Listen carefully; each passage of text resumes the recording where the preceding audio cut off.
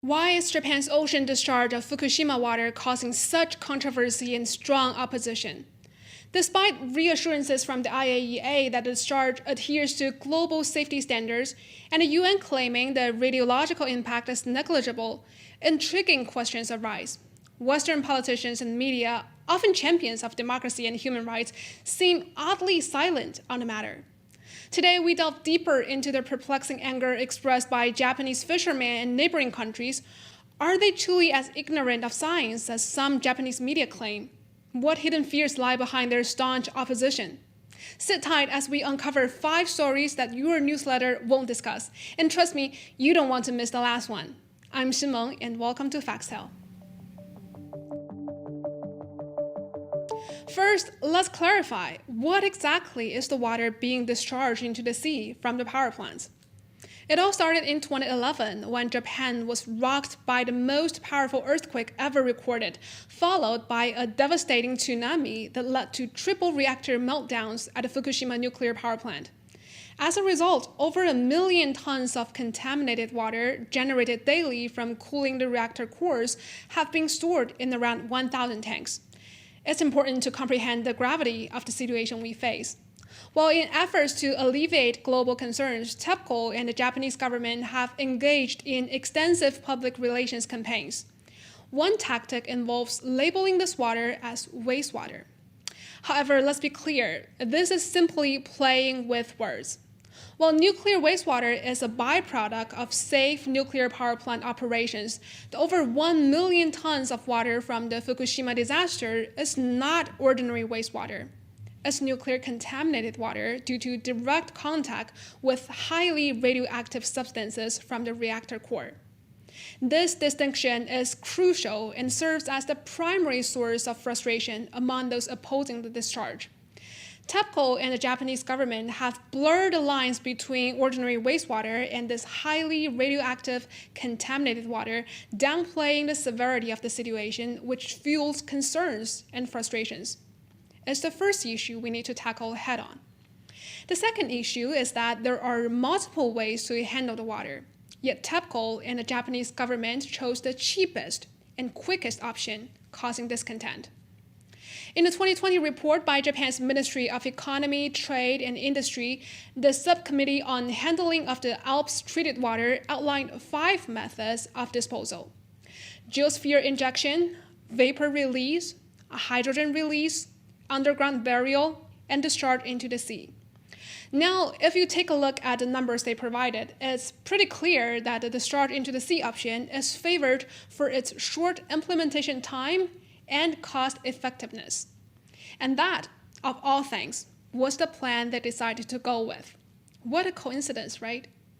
In fact, former Japanese Prime Minister Yoshihide Suga acknowledged the necessity of water disposal and deemed ocean release as the most realistic option. The most realistic? Why? You tell me.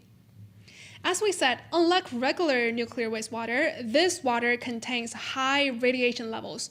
While the Japanese government and TEPCO claim to have a treatment process, it has proven problematic. This is the third reason for the widespread protests against releasing Fukushima water into the sea. TEPCO breaks it down into 3 steps: purification, dilution, and discharging. During the purification phase, TEPCO uses ALPS, the Advanced Liquid Processing System, which is capable of capturing about 62 kinds of different radionuclides, however, not tritium. They can get rid of the vast majority of these other elements, but tritium, chemically, it's really difficult to separate from water. Well, TEPCO acknowledges this limitation, but hasn't provided enough evidence that their dilution process can reduce tritium levels effectively. However, tritium isn't the sole concern. Greenpeace's report pointed out the presence of dangerous levels of carbon-14 in the Fukushima nuclear contaminated water, which has the potential to damage human DNA. Moreover, hazardous isotopes with longer radioactive lifetimes like ruthenium, cobalt, strontium, and plutonium can evade the ALPS process. TEPCO admitted in 2018 that these nuclides were present in over 70% of its tanks. Many other isotopes are in those tanks still, and over 70% of the tanks would have to be cleaned up further before they might consider even releasing. The risks associated with these isotopes are not limited to their presence in the ocean. Once released into the Pacific, they can enter marine life, undergo biological concentration, and accumulate up the food chain, eventually reaching dining tables worldwide. The ongoing fishing crisis caused by the Fukushima disaster serves as a clear example. Radioactive rockfish caught off Fukushima Prefecture in 2022 contained radiation levels exceeding the safe limit for human consumption by 14 times. Given this problematic treatment process, it's no wonder fishing groups are protesting. Seafood sellers worry, and countries like China and South Korea are refusing to lift their import restrictions. It goes beyond geopolitics. It is a matter of responsibility towards the safety and well-being of people's lives, as well as the development of relevant industries. Moreover, these isotopes behave differently from tritium in the ocean, with potential effects on marine organisms and global environment that we can't fully anticipate. The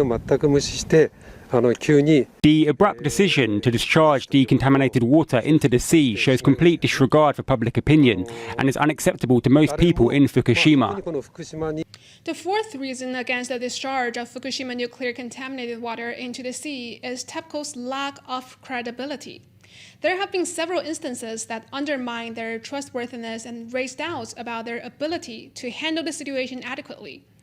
A government-backed report published in 2012 on the Fukushima crisis exposed that Japanese authorities and TEPCO overlooked the risks associated with an atomic accident, as they believed in the myth of nuclear safety and were not trained to deal with the crisis.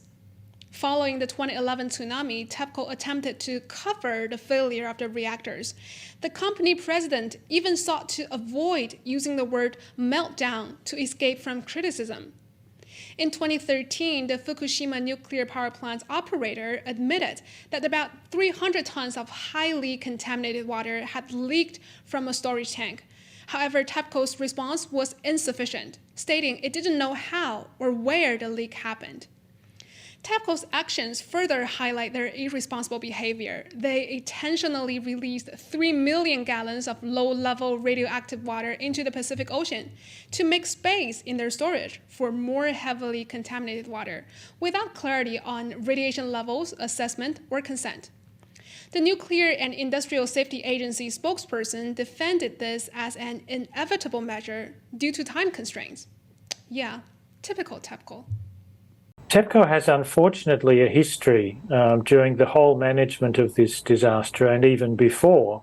In 2013, it emerged that there had been large leaks of water into the ocean, which TEPCO had concealed. In 2018, it emerged that the treated water, 70% of the water that had already been treated by the purification system, had multiple radioisotopes above the regulatory limits, in some cases up to 20,000 times higher than the regulatory limit. The fifth reason is the lack of transparency. Several instances suggest that TEPCO and the Japanese government have not been forthcoming with information. First, a South Korean reporter revealed that TEPCO selectively invited media outlets to visit the Fukushima plant. Interestingly, both Hankyoreh and MBC, known for their critical scrutiny of TEPCO's decisions, were denied access, while others were allowed in. This raises questions about TEPCO's intentions and their willingness to allow unbiased reporting. Additionally, it has been revealed that several countries have requested water samples to verify the effectiveness of ALPS, but TEPCO rejected these requests without providing any specific explanation. Instead, they suggested that confirmation should be sought through the IAEA. However, when we checked the official website of the IAEA, the data regarding the monitoring of the entire discharge project was obtained from TEPCO itself. This lack of independent testing and verification raises doubts about the accuracy and reliability of TEPCO's information. Moreover, scientists have highlighted the lack of evidence supporting TEPCO's claims. The treatment of nuclear contaminated water has only been tested on a small scale and has not proved its ability to maintain processing performance over a long period and for large quantities. They're not transparent enough about what's actually in those tanks. They haven't made water samples available to independent researchers, of whom there are many very, very qualified people around the world.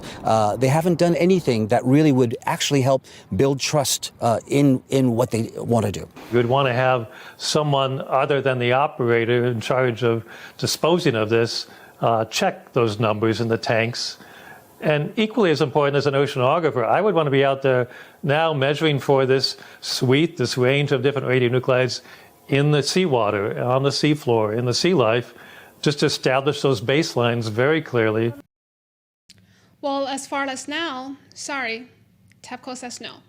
What drives the protests from Japanese fishermen, neighboring countries, and environmental groups against the release of nuclear contaminated water from Fukushima? It's the concealed anxieties that underlie these actions. The root cause can be traced to a lack of credibility and transparency. Their motivation is rooted in safeguarding their people and industries from potential harm. They stand firm against navigating through a haze of falsehoods and concealed realities, insisting on complete accountability and unwavering transparency. The ocean discharge is not an end. It is the start of a fight for honesty, transparency, and the preservation of our shared future. Thank you for watching, and see you next time.